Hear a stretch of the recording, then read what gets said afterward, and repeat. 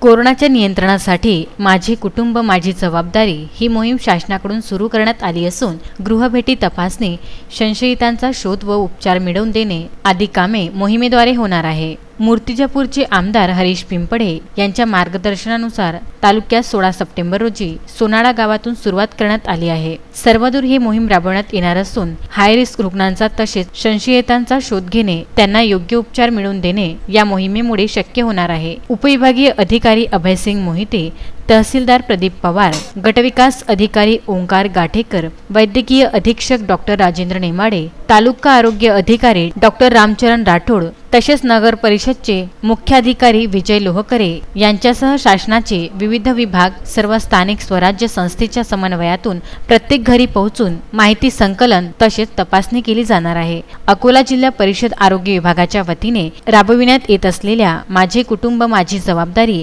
या अभियानाची सुरुवात मूर्तिजापूर तालुक्यातील ग्राम सोनाळा येथे करण्यात आली असून आमदार हरीश पिंपळे यांच्या हस्ते उद्घाटन करण्यात आले। यावेळी सरपंच लता गावंडे यांच्यासह प्रशासनातील बड्या अधिकाऱ्यांची उपस्थिती होती। ही मोहीम पहिल्या टप्प्यात 15 सप्टेंबर ते 10 ऑक्टोबर दरम्यान 14 ऑक्टोबर ते 25 ऑक्टोबर या कालावधीत दुसरा टप्पा राबवला जाणार आहे। या मोहिमेत 3 सदस्यीय पथकाद्वारे प्रत्येक नागरिकांच्या घरी जाऊन ताप आणि ऑक्सिजन लेवलची तपासणी करणार आहे। त्याचप्रमाणे लोकांना आरोग्य शिक्षण व महत्त्वाचे आरोग्य संदेश देणे, मधुमेह, हृदयविकार, किडनी विकार, लठ्ठपणा व उपचारासाठी संदर्भ सेवा उपलब्ध करून देण्यात येणार आहे। यामुळे कोरोना रुग्णांच्या संपर्कात आलेल्या संशयितांचा शोध घेऊन त्यांना वेळीच आरोग्य सुविधा उपलब्ध करून देणे शक्य होणार आहे।